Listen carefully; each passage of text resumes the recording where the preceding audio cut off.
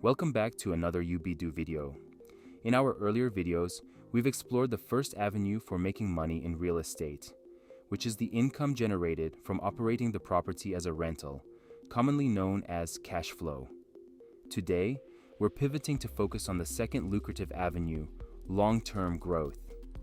So, let's get started. Real estate is an asset, something you own that's expected to appreciate over time. In a robust real estate market, this growth can be substantial and become the primary source of your earnings. This appreciation can manifest in several ways. Firstly, you can gain immediate equity if you purchase the property below its appraised value.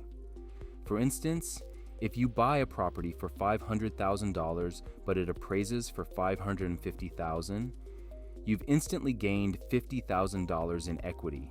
That's a fantastic start. Secondly, equity can be gained through improvements or renovations. Sometimes, you can even get a 1 to 2 times return on the money you invest in improvements. For example, you might spend $200,000 on significant renovations and find that the property's value jumps by $400,000. However, this approach carries risks and is generally not recommended for beginners. The third way to build equity is by paying down your mortgage. Over time, as you make payments, the loan amount decreases and your equity in the property increases. A lower mortgage interest rate means more of your payment goes toward reducing the principal amount. The primary contributor to equity gain is property appreciation. Over the years, the value of your property can increase, influenced by various market factors. If a neighborhood has an appreciation rate of 5%, a $500,000 property could be worth around $2.2 million after 30 years.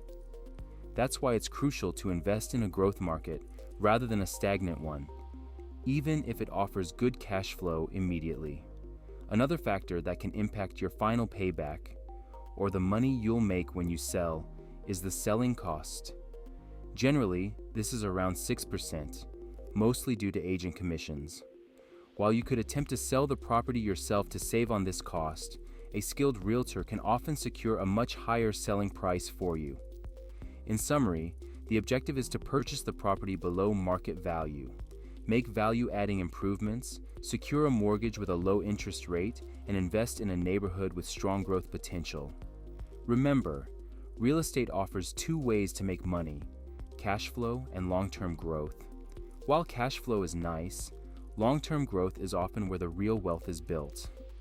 It's important to remember that while the metrics we reviewed in the two videos offer insights into your cash flow and long-term growth, they don't provide a complete picture of the investment's performance.